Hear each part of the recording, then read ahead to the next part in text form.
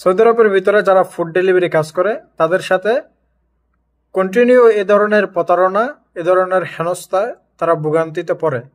আমি নিজে যেহেতু ফুড ডেলিভারির টুকটাক কাজ করছি এবং করি, সেই সুবাদে এই সমস্ত নিউজ আমাদের কাছে আসে এবং এগুলোর ভিতরে আমি অবগত আছি।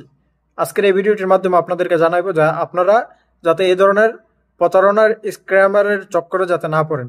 সো প্রতারণাটা কি, আমি আপনাদেরকে যে বিষয়টি তুলে ধরি। আমার এক পরিচিত লোক, উনি ফুড ডেলিভারি কাজ করে। সো উনি একটি অর্ডার রিসিভ করে, অর্ডারটি কাস্টমারের লোকেশনে যখন নিয়ে যায় এবং কাস্টমার অর্ডারটি রিসিভ করে, অর্ডারের মূল্য হচ্ছে 40 রিয়াল এবং অর্ডারটি পে করবে ক্যাশ।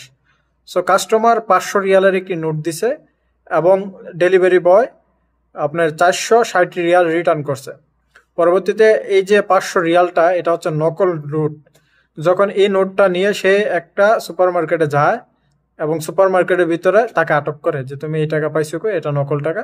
তো তারা পুলিশ কল করে, মানে পুলিশ কল করার পর্যায়ে চলে যায়। পরবর্তীতে সে বোঝানোর সক্ষম হয়েছে এবং যে সুপার মার্কেটে গেছে তারাও তাকে দেখে বিশ্বাস করছে না, এই লোক প্রতারক হতে পারে না।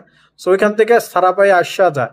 পরবর্তীতে যখন যে টাকাটা দিয়েছে তার নামে মামলা করবো বা তার ফোন নাম্বারে ফোন দিব, কোনোভাবেই তার সাথে কানেকশন করা যাচ্ছে না। কারণ এই সমস্ত স্ক্যামার যারা, তারা বিভিন্ন নাম্বার সংগ্রহ করে অন্যজনের নাম্বার থেকে বা নাম্বার একবার ইউজ করে পরবর্তীতে এই নাম্বারটা ফেলাই দেয়। তো এই ধরনের স্ক্যাম করে। সো আপনারা এইগুলার থেকে সতর্ক থাকবেন, কিভাবে কোনটা আসল নোট কোনটা নকল নোট এটা শিখে রাখবেন, যাতে আপনাদের যারা বিশেষ করে ফুড ডেলিভারি কাজ করেন। কারণ কি 500 রিয়াল আপনার প্রায় 15 দিনের ইনকাম চলে যাবে। 500 রিয়াল তো গেছে এবং দেখা যাইতেছে এই ধরনের ফাঁদে আপনি যখন পড়ে যাবেন, আপনি কিন্তু একটা মামলাতে ফেসে যাবেন। কারণ যদিও আপনি টাকাটা দেন নাই, কিন্তু আপনি যে টাকাটা ওই আপনাকে দিছে এটা প্রুফই করতে পারবেন না আপনি।